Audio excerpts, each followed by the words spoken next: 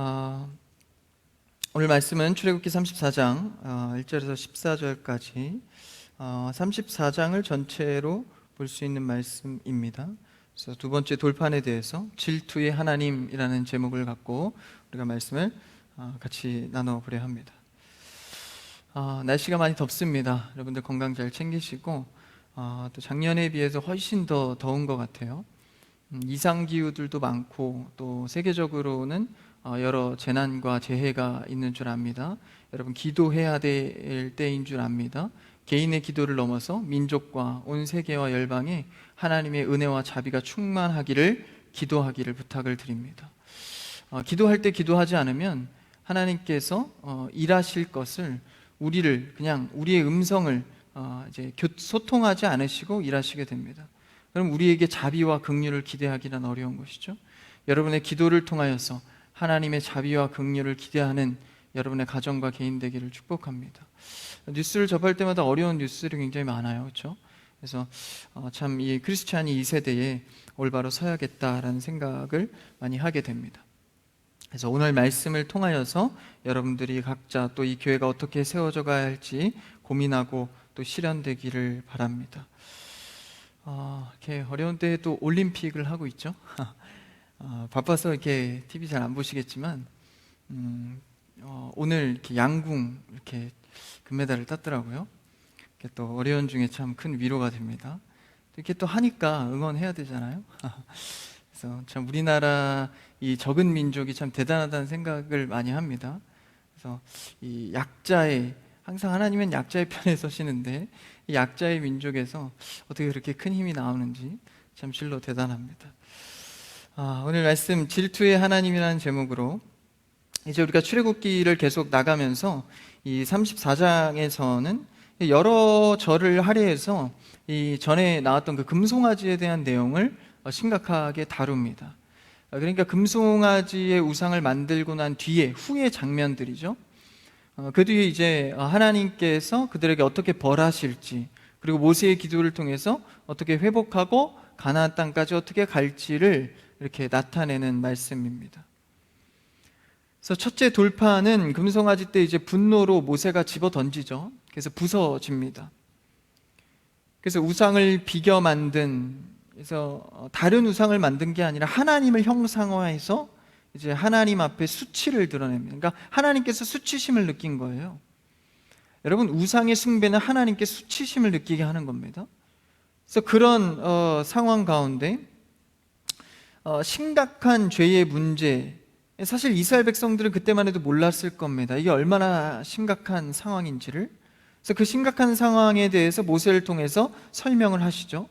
그래서 말씀 구절을 많이 할애하면서 그 심각성에 대해서 이야기를 합니다. 모세도 그것을 인지하고 하나님 앞에 3번에 걸쳐서 호소와 기도를 하게 됩니다. 결국 이 과정이 뭡니까? 결국 이 과정이 우리의 구원의 문제입니다. 당시 이스라엘 사람들의 어떤 해프닝이 아니라 우리의 구원의 과정을 잘 설명하고 있는 것이죠. 그래서 여기서 우리가 깨닫고 붙잡고 적용하지 않으면 우리도 금송아지를 만들어 하나님께 버려질 정도로 극심한 상황에 빠질 수 있다는 것을 말하고 있는 것입니다. 성경을 통해서 우리의 구원의 문제가 해결받기를 축복합니다. 구원은 그냥 흘러가는 게 아니라 하나님의 전적인 계획이다라는 것이죠. 그래서 그것을 나타내주고 있는데, 처음에 그 돌판을 이렇게 깼을 때 그 의미가 무엇입니까? 죄의 결과로 하나님과의 그 말씀, 언약이 깨져버린 것이죠. 다시 말해서 계약이 파기된 것입니다. 계약이 파기되니까 그들에게 말씀할 의무도 사라졌습니다. 그래서 하나님께서 그들에게 보이시지 않고 말하시지 않습니다. 그게 뭐죠? 하나님의 부재입니다. 여러분, 아무리 기도하고 매달려도 하나님께서 부재한다면 그것만큼 저주는 없는 것이죠. 그래서 모세가 그것을 인지하고 기도하고 하나님 앞에 울부짖을 때 하나님께서 회복을 주십니다. 그게 바로 우리가 말하는 부흥이죠. 그래서 다시 한번 하나님의 임재를 경험하고 이제 어느 곳이든지 하나님의 부흥의 역사가 일어날 수 있는 요건이 다시 회복됩니다. 그래서 오늘 말씀에서 하나님께서 다시 그 돌판을 만들어주기로 작정하십니다. 그러니까 사실 돌판은 모세가 깼지만 그 누가 깬 겁니까? 이스라엘 백성들이 이 계약을 파기한 것이죠. 하나님의 말씀은 영원하시고 변함이 없습니다. 할렐루야. 항상 어디서 말썽이 일어납니까? 우리 쪽에서. 그러니까 사람과 사람도 계약을 하면 한쪽에서 계약 파기되면, 계약을 어기면 그 계약은 무효가 되지 않습니까? 한쪽이 아무리 잘 지켜도 한쪽에서 어긋나 버리면 그 계약은 깨져버리는 것이죠. 항상 그 계약의 어김은 어디서 발생합니까? 죄 많은 인간에서 발생한다는 것이죠. 이것이 가장 우리에게 큰 시사점을 주는데요. 그래서 이제 그 돌판을, 두 번째 돌판을 우리에게 주시기로 합니다. 그 첫 절을 한번 읽어볼까요? 1절입니다. 오늘 본문 시작. 여호와께서 모세에게 이르시되 너는 돌판 둘을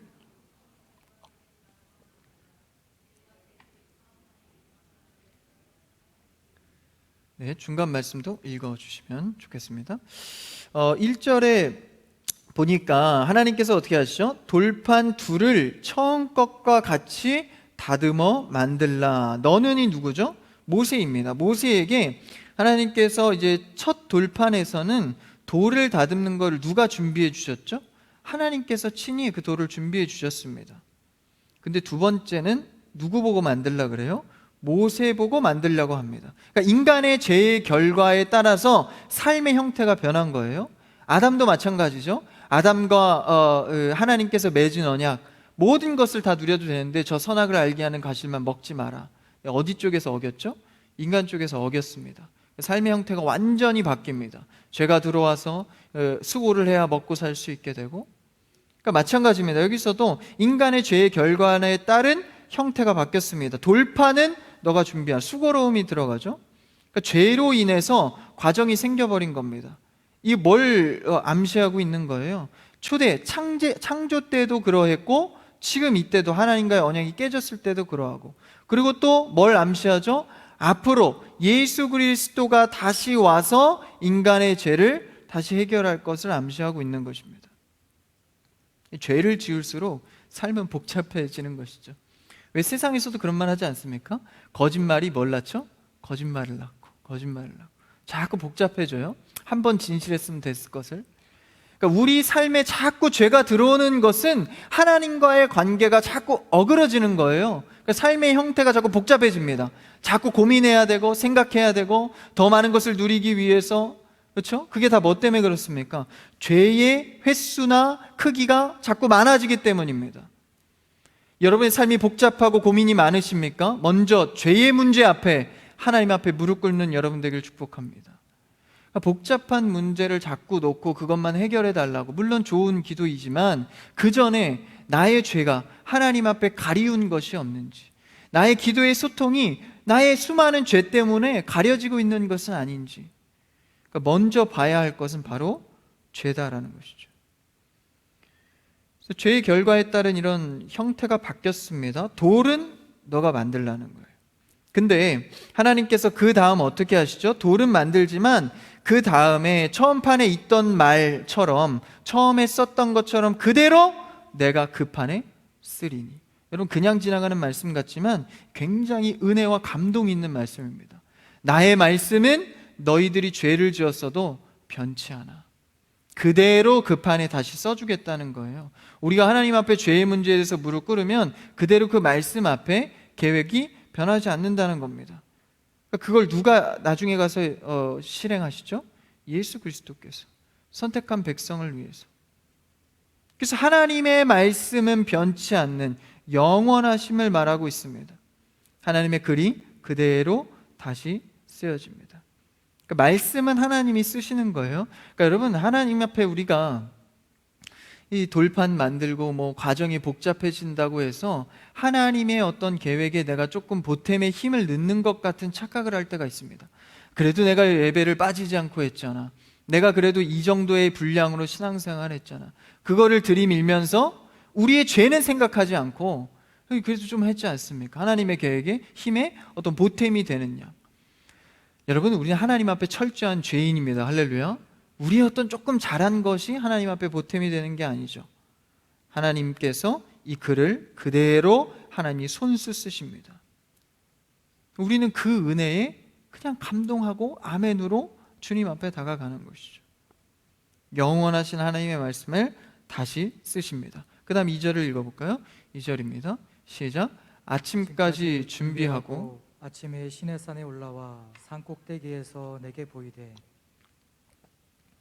이제 모세에게 아침까지 준비하고 아침에 시내산에 올라와 산 꼭대기에 와서 내게 보이라는 거예요. 뭐를요? 돌판을 몇 개를 만들었습니까? 1절에 보니까 2개를 만들었죠. 그래서 시내산에 올라갑니다. 이 2개를 만들었다는 게 바로 계약을 상징하는 의미입니다.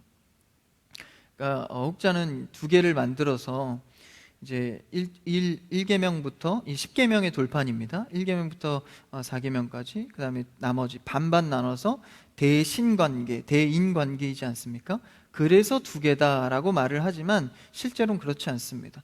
그러니까 복사판이죠. 똑같은 두 돌판에 1계명부터 10계명까지 쓰여 있는 게 두 돌판입니다. 하나님이 글씨를 좀 크게 써서 2개로 나눈 것이 아니라요, 똑같은 돌판을 2개를 만든 것입니다. 왜 그랬을까요? 당시의 시대와 문화를 이해하면 그것은 당연합니다. 그러니까 당시에는 종이에 쓰고 이런 게 아니라 돌판에 주로 중요한 계약을 썼기 때문에 돌판에 이렇게 새겨 있게 되면 그 계약에 대해서는 반드시 두 돌판을 만들게 됩니다. 예를 들어서 강대국이 약소국을 침탈해서 이 식민지를 삼을 때, 그때도 이제 왕은 누가 되는 거예요? 강대국이 왕이 되고 식민은 다 잡아먹히지 않습니까? 그러면 강대국이었던 왕의 법을 따라야 되는 거예요. 그럼 그 왕의 법, 당시에는 이제 신들을 다 나라마다 섬긴 시대였으니까 당시의 신의 법이나 왕의 법을 따라서 그 약소국, 식민지 국가도 따라야 됩니다. 그럼 그 국가의 계약의 법을 원래 국가 그리고 식민지한 국가 똑같이 돌판을 나눠갔습니다. 이 계약을 이행해야 된다, 그렇게 주는 거예요. 그런 의미인 겁니다. 그럼 여기서 하나님께서 두 돌판을 준비하라고 했던 의미는 무엇입니까? 너와 내가 계약이 체결됐어. 이건 나의 법이야. 그래서 하나님께서 인간에게 주신 하늘의 법입니다. 이걸 주었다는 건 뭐예요? 내 백성이 됐다는 겁니다. 그러니까 아무한테나 주는 게 아니에요. 하나님께서 계약 맺은 자에게 두 돌판을 준비해서 계약을 체결하신 겁니다. 첫 번째 그 계약을 이스라엘 백성들이 깨서 돌판을 던져버리지 않습니까? 그러니까 이 하나님의 계약을 깼다는 것은 인간이 어떤 하나님께 원해서 한 게 아니라 하나님의 계획을 인간의 죄로 깨버린 겁니다. 굉장히 엄중한 상황에 처한 것이죠. 그럼에도 불구하고 하나님은 어떤 속성 때문인지 우리에게 두 번째 돌판을 주셨다는 겁니다. 여러분, 이것은 우리의 신앙생활에 어마어마하게 큰 소망입니다. 이 두 돌판의 의미가 나중에 가서 뭐가 됩니까? 바로 예수 그리스도의 소망이 되는 겁니다. 우리가 하나님의 계약을 파기했어도 다시 한번 돌판을 써내려 가시는 하나님의 자비하심, 그게 예수 그리스도와 연결되는 속성인 것이죠. 그래서 당시의 히브리인들도요, 애굽의 노예였지 않습니까? 그러니까 이 두 돌판 계약을 너무나도 잘 알고 있었을 것입니다. 그러니까 십계명을 받았다는 건 뭐예요? 하나님의 백성이라는 증거입니다. 그래서 하나님이 이 은혜로 두 번째 돌판을 써주신 것이죠. 그래서 이 두 돌판이, 이 십계명의 돌판이 나중에 후에 가서 왕정시대 가서 어디에 들어가죠? 법궤 안에 들어가지 않습니까? 아론의 쌍난 지팡이와 만나 항아리, 그 다음에 이제 이 십계명 돌판 세 가지를 해서 법궤 안에 들어갑니다. 제사 지낼 때 그 궤 안에 위에다가 뭘 뿌리죠? 어린 양의 피를 뿌립니다. 이게 다 의미하는 게 예수 그리스도의 새로운 소망을 말하는 것이죠. 하나님의 긍휼하심과 자비하심을 말합니다. 그게 이제 뒤에 가서 6절에 명확하게 소개하고 있는데요, 제물의 피를 법궤에 부어서 법궤 안에 있는 인간의 죄의 증거. 사실 두 번째 돌판이라는 것은 무슨 증거예요? 첫 번째 돌판을 잘 유지했으면 인간이 잘 지켰다가 되겠지만, 두 번째 돌판을 갖고 있다는 것은 뭘 상징하는 겁니까? 인간은 하나님께 배반할 수 있는 죄인이다. 인간은 죄인이다. 계약을 파기시킨 죄인이다라는 것을 드러내는 게 두 번째 돌판이라는 상징입니다. 그래서 인간의 부족함을 드러내고 있는 게 바로 이 두 번째 돌판이죠. 그 위에다 이제 어린 양 피를 붓지 않습니까? 법궤 위에. 그래서 어쨌든 십계명은 구원의 조건이 아니라 이제는 하나님께서 계약을 다시 성사시켜 주심으로 내가 너희를 새롭게 했어. 그러므로 너희는 다시 한번 이렇게 살아가야 돼. 말씀하고 계신 것이죠. 그러니까요, 십계명은 하나님께서, 율법이라는 것은 우리가 지켜야만 하나님께 인정을 받는 것이 아니라 이미 십계명을 준 시기가 언제입니까? 그러니까 애굽에서 나와서 홍해를 건넌 뒤입니까? 홍해를 건너기 전입니까? 십계명은 이미 홍해를 건너고 난 뒤에 주신 것입니다. 그러니까 구원의, 어린 양의 피로 구원의 문제가 해결된 뒤에 십계명을 주신 거예요. 그러니까 우리는 이미 하늘 백성이 된 뒤에, 할렐루야, 하나님께서 어떻게 살아야 되라고 말씀하고 계신 겁니다. 그래서 우리의 삶은 사실 자유함이 있는 거예요. 아, 이거 지키지 않았어, 지옥 간다. 그러니까 옛날에 이렇게 좀 잘 모르는 신앙인들이 너 지옥 간다 이렇게 막 말하지 않습니까? 너 거짓말했어, 너 지옥 간다. 굉장히 투박한 신앙이죠. 그러니까 그런 게 아니라는 거예요. 하나님께서는 우리와 구원의 언약을 맺으실 때 전적인 하나님의 은혜로 우리를 구원하십니다. 그렇게 전적으로 구원해 놓고 이제 너 어떻게 살아야 되겠어? 내 백성이잖아. 계약을 체결해 주시고 그 계약대로 살게끔 만들어 가는 것입니다. 그래서 하나님께서는 하나님의 백성으로 살아가야 할 가치관과 문화관과 질서를 십계명을 통해서 주신 것입니다. 그래서 이 십계명은요, 사실 인류 보편의 가치입니다. 여러분, 최소한 신앙인으로서 이렇게 믿어야 하는 것이, 그러니까 성경은 신앙인들만의 것이 아니라 세상 믿지 않는 모든 질서의 우위에 서는 게 십계명입니다. 하나님 외에 다른 신을 섬기면 항상 저주와 죄악이 오죠. 그리고 또 인간과의 관계, 부모를 공경하고 섬기고 이웃의 것을 탐하지 않고, 이런 문제들이 다 뭡니까? 인류 보편적 가치라는 거예요. 우리들끼리만의 리그가 아닙니다. 하나님의 법은 곧 세상의 법입니다. 그래서 그렇게 살아가야 할 것을 말해주고 있는 것입니다.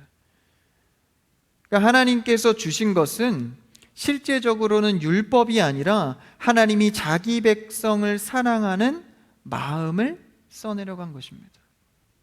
너 나를 사랑하면, 너 나의 백성이면 이렇게 살기를 원한다. 그렇죠? 구원의 조건이 아닙니다.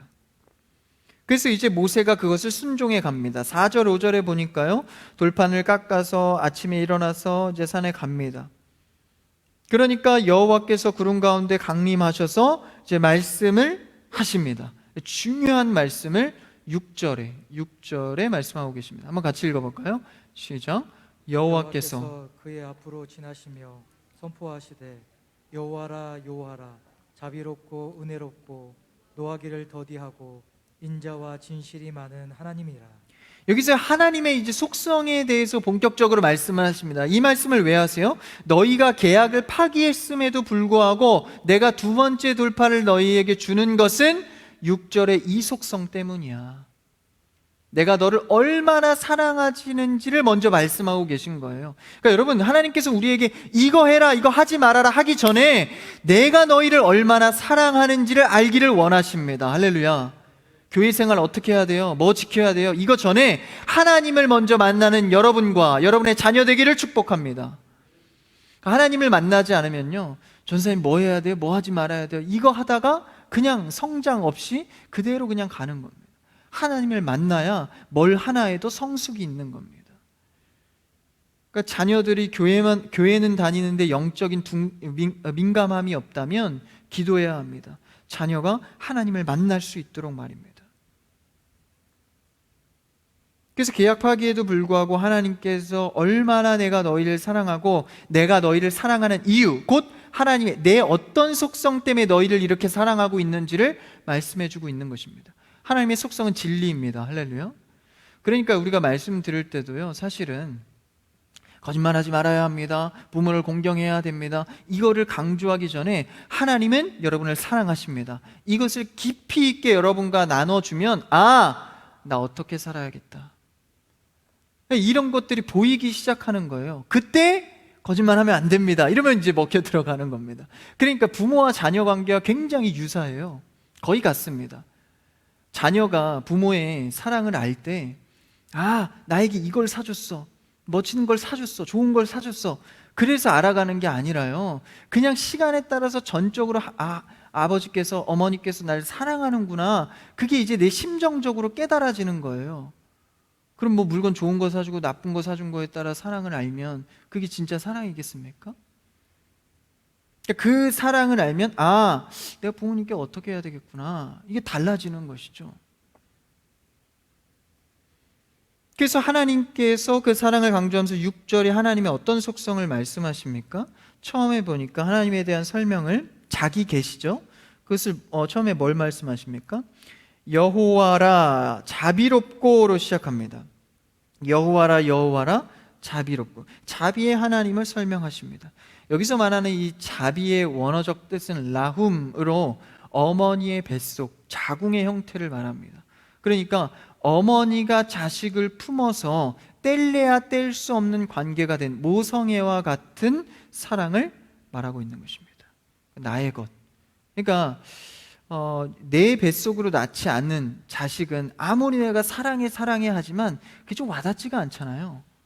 그러니까 어떤 파기할 수 없는 계약의 관계가 뭡니까? 내 속으로 낳았다는 거예요. 내 속으로 낳았다. 피는 물보다 진하다고 하지 않습니까? 그러니까 그 모성의 감각이 어디 들어간 거예요? 하나님의 자비 속에 들어간 겁니다. 그러니까 원어에 이걸 왜 썼을까요?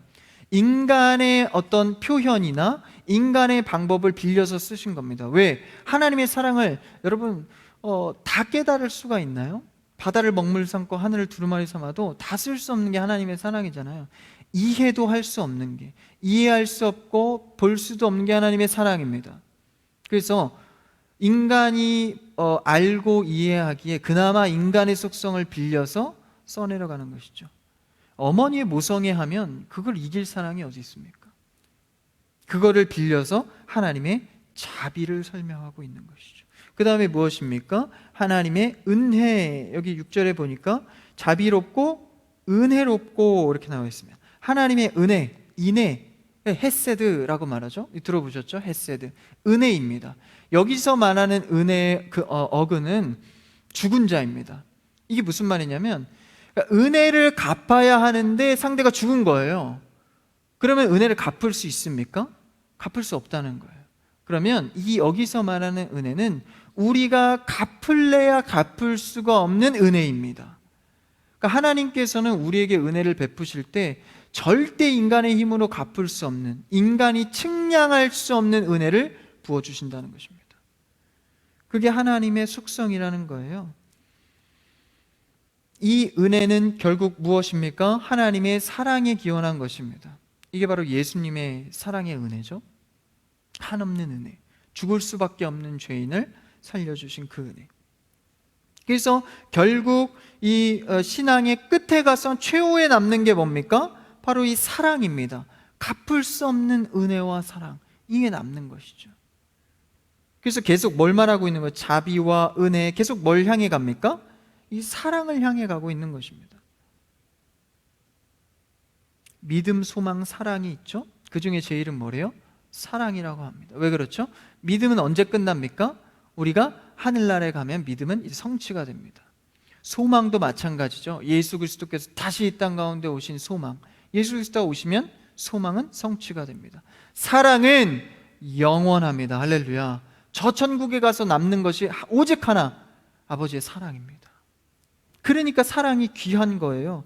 갚을 수 없다는 겁니다. 성경은 곧 결국 사랑만 남는 겁니다. 은혜를 베풀고 죽은 자처럼 담내할 수 없는 예수 그리스도의 갚을 길 없는 사랑. 그래서 우린 갚을 수 없어서 뭐 할 뿐입니까?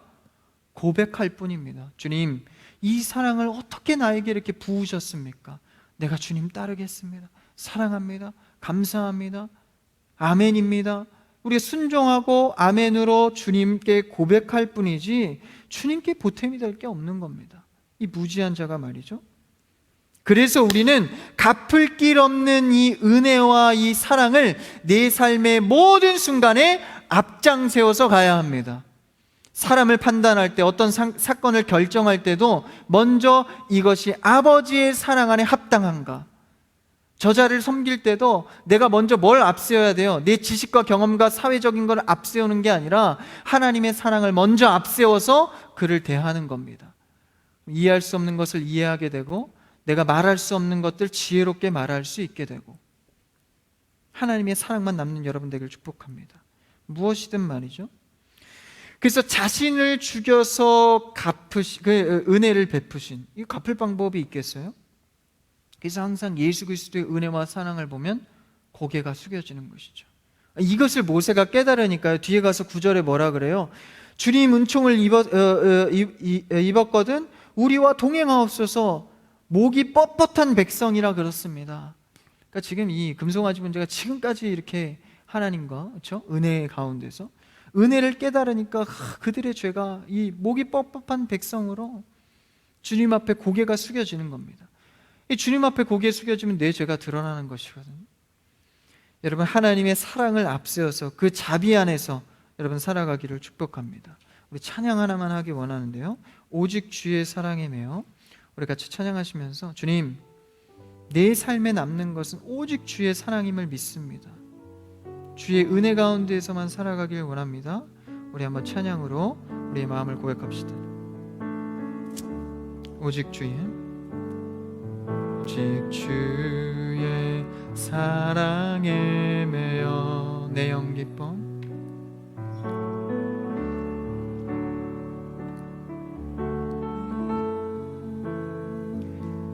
이 소망의 언덕 기쁨의 땅에서 주께 사랑드립니다.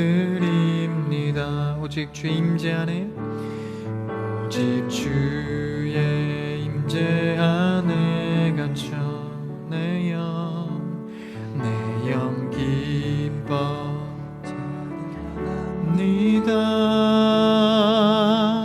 이 소명의 언덕 거룩한 땅에서 주께 경배드립니다. 주께서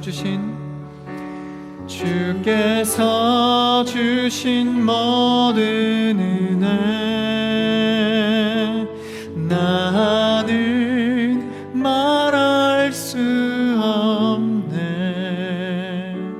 내 영혼 즐거이 주 따르렵니다. 주께 내 삶 드립니다. 자비와 은혜가 충만하신 주님만을 따라가며 주의 사랑을 고백하는 여러분 되기를 축복합니다. 이 찬양의 가사처럼 말이죠, 주께서 주신 모든 은혜 나는 말할 수가 없다, 갚을 수 없다는 것이죠. 내 영혼이 그냥 즐겁게 주님을 따를 뿐입니다. 우리는 주님을 그저 따르고 고백할 뿐입니다. 우리의 사역으로, 우리의 힘으로 하나님께 무엇을 드릴 수 있겠습니까? 주의 은혜와 사랑에 날마다 취해서 그분께 찬양하는 여러분 되기를 바랍니다. 그래서 그의 자비와 이 은혜 앞에 참 고개가 숙여지는데, 그 속성을 말씀하시고 그 다음에 이제 6절 끝에 가서 노하기를 더디하시며 인자와 진실이 많은 하나님이다. 인자하심과 그리고 진실하심이 있다는 거예요. 이것도 결국은 뭡니까? 하나님의 사랑을 말씀하고 계신 것이죠. 그것이 이제 뭐와 관련이 됩니까? 이제 14절에 가서 보니까 우리 끝에 말씀이죠. 너는 다른 신에게 절하지 말라. 여호와는 질투라. 이름하는 질투의 하나님이라. 그러니까 하나님께서는 뭐예요? 너와 나 단둘이, 그러니까 단둘이만의 사랑을 말씀하고 계십니다. 자비와 은혜와 진실과 인자는 다 뭐에 국한된 거예요? 너와 나의 관계라는 거예요. 그것을 14절에서 질투라고 표현하고 있는 겁니다. 그러니까 너와 나의 관계 속에서 뭔가 들어오면 질투하신다는 얘기를 하시는 겁니다. 그러니까 우리가 신앙생활 하면서 다른 부수적인 거 자꾸 껴넣지 말고 하나님과의 관계가 어떤지 조용히 묵상하고 기도할 수 있는 여러분 되길 바랍니다. 그러니까 하나님과의 quiet time이라고 그러죠. 큐티. 하나님과의 콰이어 타임이 없으면 사실 삶을 살아가는데 굉장히 복잡합니다. 조용하게 하나님의 음성을 듣고 말씀을 읽고 묵상하고 기도하는 시간은 여러분 반드시 있어야 합니다. 큐티를 성실하게 하고 하나님 앞에 순종하는 사람 치고 신앙이 다른 길로 가는 사람 없습니다. 자꾸 말씀에 게을러지고 기도의 시간이 줄고 이러니까 어떻게 되는 거예요? 하나님과의 나의 관계에 질투할 만한 것이 들어오는 것입니다. 그래서 하나님께서는 항상 우리에게 복 주시기를 원하는데 이 관계의 문제에서 자꾸 틀어지는 것이죠. 그래서 14절에서 질투의 하나님, 오늘의 말씀의 제목이죠. 질투의 하나님. 근데 이게 인간의 속성을 빌려, 질투는 인간의 속성이잖아요. 사실 하나님의 속성은 아닙니다. 질투는 굉장히 부정적인 단어죠. 이 단어를 쓰면서까지 어떻게 해요? 인간의 속성을 빌려서 하나님은 우리에 대해서 얼마나 사랑하시는지를 강조하고 있는 대목임을 우리가 눈치채야 합니다. 그러니까 질투라는 것은 어떻죠? 질투의 속성이 그러니까 사랑을 전제하지 않으면 발생되지 않는 마음입니다. 예를 들어서 누가 지나가는 아무 나랑 관련 없는 남녀가 이렇게 껴안고 막 이렇게 사랑하고 지나가고 있어요. 막 질투가 납니까? 너무 외로우면 질투가 날 수도 있어요. 보통 아무 관련 없는 남녀가 이렇게 사랑을 막 속삭이면서 지나가면 아름답게 보일 뿐이죠. 근데 내 여자, 내 남자가 다른 여자하고 지나가고 있어요. 아름다워 이렇게 말할 수 있습니까? 그때는 이게 질투가 나는 거예요. 왜 질투가 나죠? 왜 화가 나죠? 사랑을 전제하고 있기 때문에 그렇습니다. 내가 저를 사랑하기 때문에 다른 것이 끼어들면 질투, 화가 나는 거예요. 이 인간의 속성을 빌려서 하나님께서 우리에 대하여 질투하고 계신다는 겁니다. 그럼 나 화났어, 질투할 거야, 이 말씀을 하고 계신 겁니까? 내가 너희를 얼마나 사랑한지를 말씀하고 계신 겁니까? 하나님께서는 인간도 그렇게 사랑할 때 질투가 나는데 내가 너희를 얼마나 사랑하면 너희의 속성을 빌려서 이걸 설명하고 있냐라는 것이죠. 하나님은 우리에 대해서 이만큼 사랑을 강조하고 있는 것입니다. 사실 이 질투는요, 미움에, 그러니까 어떻게 보면 굉장히 부정적인 단어입니다. 하나님이 자기 계시를 부정적인 단어를 채택하신 이유가 뭐예요? 자신을 낮춰서 우리에게 어떠한 사랑을 나타내주고 있는 것이죠. 이런 뉘앙스는 굉장히 많습니다. 성경 속에서도 인간의 속성과 단어와 마음을 빌려서 말씀하실 때가 굉장히 많죠. 뭐죠? 이것만 해도 그렇습니다. 예수님이 어린 양이래요. 사실 예수님 보고 이렇게 약한 어린 양으로 표현하는 게 얼마나 격을 낮추는 행위입니까? 근데 예수님 보고 어린 양이라는 거예요. 자신을 낮추셔서 죽이시기까지. 그렇죠? 그러니까 이런 표현을 할 때 우리는 항상 이 감동이 있어야 됩니다. 성령의 감동. 하나님이 나에게 얼마나 사랑하시는지를 깨닫게 되는 여러분 되기를 축복합니다. 그래서 이런 질투라는 단어를 통해서 사랑을, 나와 너의 관계, 사랑의 관계를 빼앗기지 않겠다는 하나님의 의지를 나타내 주시는 겁니다. 그러니까 이 정도인데 금송아지 만들었을 때 하나님의 마음이 어떻겠습니까? 조금 이해가 되십니까? 질투라는 단어를 사용하면서까지, 격낮추면서까지 너희를 이렇게 애걸하면서 사랑하고 있다고 표현하는데 그 상대가 금송아지 만들고 있으면 여러분 하나님의 마음이 어떻겠어요? 저 같으면 뒤도 안 돌아보고 끝이야, 다시 이제 새로 시작할 거야, 다 그냥 이렇게 멸했을 뿐인데, 근데 하나님은 그렇게 하지 않으시죠? 한 사람, 모세의 기도를 들으시고 다시 한번 돌파를 써내려갑니다. 여러분 이 감정이 느껴지십니까? 하나님은 우리에 대해서 전적으로 사랑을 부으시는 분입니다. 그러니까 뭐 이렇게 죄에 대해서 심판하시고 이렇게 멸하시고 이런 속성들이 여러 가지 있지만 결국 그 최후에 남는 것은 하나님의 사랑이다라는 것이죠. 그래서 우리는 힘들고 어렵지만 그 사랑 붙들고 신앙하는 겁니다. 할렐루야. 여러분 이 어려울 때에도 뭘 붙들어야겠습니까? 여러분 기도 제목에 뭘 붙들어야겠습니까? 하나님은 자비하십니다. 하나님은 사랑이십니다. 주님 나와 관계하소서. 나의 기도를 들으소서. 나의 죄가 있다면, 하나님 앞에 질투하는 요소들이 있다면 내가 주님 앞에 회개하겠습니다. 주님 들어주시옵소서. 여러분, 이 밤에 그렇게 기도하는 여러분 되길 축복합니다. 그래서 이 언약의 관계, 이 질투를 하나님께서 말씀하시는 것은 제1계명, 10계명 1계명과 굉장히 긴밀한 연관이 있습니다. 1계명이 뭐죠? 나 외에 다른 신을 두지 말라. 이게 모든 10계명을 포괄하고 있는 것이죠. 그게 뭡니까? 그러니까 하나님께서는 이 사랑의 언약 관계를 맺으실 때 두 마음 품는 거 싫다는 거예요. 인간 사랑의 관계도 그렇지 않습니까? 하물며 하나님의 관계에서도 두 마음 품기를 싫어하는 겁니다. 오직 하나님과 그리고 나 사이에 아무것도 존재하면 안 된다는 거예요. 하나님 왜 이렇게 배타적이에요? 하나님 너무 고집스러운 거 아니에요? 90% 정도 사랑했으면, 99% 정도 사랑했으면 1% 조금 한눈 팔았다고. 너무 하신 거 아닙니까? 뭐 이렇게 말할 수도 있을 것 같아요. 근데 그건 네 생각이고 뭐 이렇게 말하시는 분들이 있더라고요.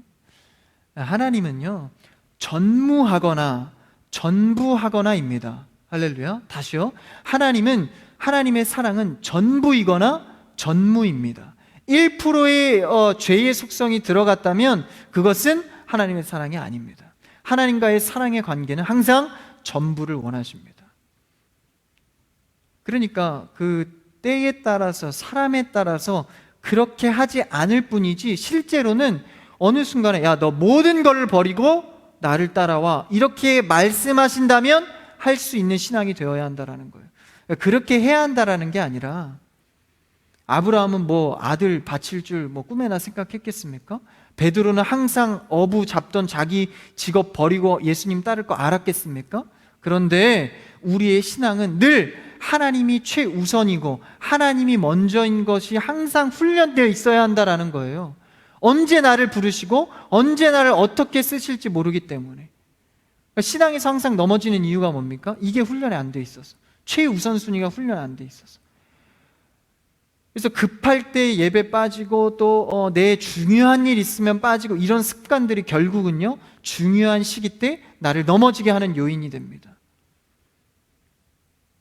나 외에 다른 신을 두지 말라는 거예요. 질투하게끔 하지 말라는 겁니다. 관계의 불순물을 자꾸 넣는 습관을 버리라는 겁니다. 그걸 언제 말하는 거예요? 이 질투의 하나님이라 말하기 전에 어떤 내용이 나오죠? 12절 13절. 그러니까 가나안 땅에 들어갔을 때를 이제 미리사 말씀해 주시는 겁니다. 12, 13절 한번 읽어볼까요? 12절 시작. 너는 스스로 삼가 내가 들어가는 땅의 주민과 언약을 세우지 말라. 그것이 너희에게 올무가 될까 하노라. 너희는 도리어 그들의 제단들을 헐고 그들의 주상을 깨뜨리고 그들의 아세라상을 찍을지어다. 그 다음에 14절에서 질투의 하나님을 나타내는 겁니다. 그러니까 미리 아직 가나안 땅 들어가려면 멀었죠. 그런데 미리 하나님께서 말씀하시는 거, 이 말이 무엇입니까? 결정적인 순간에 우상의 힘은 그만큼 크다는 거예요. 그러니까 평소에 늘 예배와 말씀과 기도로 훈련되어야 한다라는 것을 말해주고 있는 겁니다. 아예 선포하고 가는 거예요. 하나님은 사랑이시니, 질투의 하나님이니까. 그렇죠? 그래서 12절에 부시고 막 이렇게 없애버리라는 겁니다. 우상에 대해서는. 근데 여러분, 우상을 생각해 볼 때 우상의 동기는 항상 어떻게 시작되죠? 금송아지만 봐도 그렇죠. 야, 모세가 보이지 않는다. 그러니까 불안감이 찾아온 거예요. 이 불안감을 채우고 미래가 불투명해지고, 그래서 우상을 만든 겁니다. 그러니까 이 말은 우상의 동기가 뭐로부터 출발한 겁니까? 나를 위해서 출발했다는 겁니다. 여러분, 하나님은요, 스스로 계신 분입니다. 할렐루야. 내 필요에 따라 그냥 계시고 늘 변하고 이게 아니라요, 하나님은 스스로 계시다는 거예요. 그러면 우상은 나 자신을 위해서 만든 거예요. 그러니까 내가 태양 바라보다 태양신, 뭐 비의 신, 가뭄이 일어났을 때 비의 신, 그리고 뭐 다산의 신, 뭐 이런 거 다 자신의 필요를 위해서 만들어진 것들 아닙니까? 그러니까 오늘날 현대판의 그럼 그 우상이 뭡니까? 똑같습니다. 내 욕망을 따라 생성된 우상, 현대판엔 뭐죠? 가장 밀접하게 연관되는 게 바로 자본입니다. 돈이죠. 돈은 얼마만큼 채워야 내 욕망이 채워질까요? 세계적인 대부호가 이런 말을 했대요. 죽기 직전에 아니 돈이 이렇게 많은데 그 만족하십니까? 얼마나 더 모으면 만족해요? 그 정도 모으면 만족합니까? 딱 한마디 했다는 거예요. 조금만 더. 그 대부호도요, 조금만 더 모으면 만족할 것 같다는 말을 하고 죽었다는 거예요. 여러분, 우리의 욕망은요 그렇게 쉽게 채워지지 않습니다. 채우다 보면 그게 뭘로 생성이 되죠? 어떠한 매개물로 만들게 됩니다. 그게 돈 아닙니까? 그게 우상 아닙니까? 이때 당시에 뭐야? 뭐 다산의 신, 뭐 이런 아세라, 목상, 이런 게 다 의미가 있지 않습니까? 자신의 욕망을 매개물로 만들어 놓은 것이죠. 그러니까 그런 욕망을 따라가다 보면 결국 우상이 된다라는 겁니다. 여러분, 욕망을 따라가는 게 아니라 욕망을 절제할 수 있고, 그리고 하나님께서 주신 마음으로 누릴 수 있는 여러분 되길 축복합니다. 돈을 하나님께서 허락하셨다면 누리고 자유함이 있어야죠. 내 욕망 채우는 대로 가면 돈은 곧 우상이 된다라는 것입니다. 그래서 이 돈과 욕망 사이에 이제 인간이 이걸 채울 수가 없으니까 아주 좋은 시스템을 하나 발명했죠. 대출. 욕망을 끌어당겨서 쓰지 않습니까? 결국 나중에 거한 대출은 어떻게 되죠? 폭삭 주저앉게 되지 않습니까? 그 욕망이 나아가다 보면 결국은 그런 우상의 매개물이 된다라는 것입니다. 뭐 그것만 그렇습니까? 얼마나 영상이나 요새 TV나 유튜브 이런 걸 통해서 얼마나 우리의 욕망을 자극합니까? 그래서 이제 필요 없는 물건도, 제가 한번 TV를 보다가 이 홈쇼핑을 보니까 전혀 필요 없는, 저에게는 전혀 뭐 쓸모없는, 뭐 요가 하는데 뭐 땡기고 뭐 이런 거라든지요, 뭐 이렇게 프라이팬 뭐 세트, 한 10분 15분만 보면요, 와 저건 사야 된다. 뭐 이게 기회다, 뭐 이렇게 돼요. 그래서 막 사게 되거든요. 다 그게 자본주의의 어떤 그런 시스템들이 그 속에 다 있지 않습니까? 필요 없어도 필요하게끔 막 만들어내기 위해서. 그 다 뭐예요? 사람의 욕망을 자극하는 겁니다. 뭐 샀다고 다 나쁘다는 것이 아니라 그것만 쫓아가고 그것이 전부인 양 살아가다 보면 그것이 곧 우상이 된다라는 거예요. 그러니까 과하게 되면, 그 욕망이 과하게 되면 결국 하나님과 나 사이에 질투의 요인이 돼서 끼어 들어와 있다는 겁니다. 이게 눈치를 못 채기 때문에 하나님과 계속 소통하려고 예배하는데 뭔가 이게 영적으로 채워지지 않는 거예요. 그러니까 여러분 기도하실 때 회개하지 않고 죄를 모르고 내 안에 어떤 욕망이 있는지를 모르고 주십시오, 해주십시오, 여러분 이거 기도 응답 안 됩니다. 여호와 앞에 내 죄를 낱낱이 주님 앞에 무릎 꿇는 자가 결국 하나님의 자비와 은혜를 받을 수 있는 것입니다. 여러분, 우리는 어떻게 되든지 어쨌든 우린 죄인입니다. 하나님 앞에 우리의 죄를 겸손하게, 목을 뻣뻣이 하지 않고 겸손하게 고개를 숙이며 주님께 나아갈 수 있는 여러분 되기를 축복합니다. 그랬을 때 하나님의 이 질투의 속성을 우리가 그 사랑의 관계로 대하고 있다는 것을 알고, 그러니까 사랑은 뭐예요? 만나고 싶고 관심이 있고 열정이 있는 거 아닙니까? 그러니까 열심으로 신앙생활 한다고 그게 하나님께 드려지는 것이 그게 아닙니다. 사랑하기 때문에 열심이 있는 것이죠. 여러분, 먼저 열심을 내기 이전에 하나님을 사랑하는 여러분 되기를 축복합니다. 이 사랑에 빠진 남녀를 보면요, 막 미친 듯이 막 전화하고 막 찾아가고 새벽에도 달려가고. 왜 그래요? 막 체력이 있어서, 열심이 있어서? 그게 아닙니다. 사랑하기 때문에 그런 열정이, 정열이 발생되는 것이죠. 하나님은 우리에게 그 사랑을 호소하고 계십니다.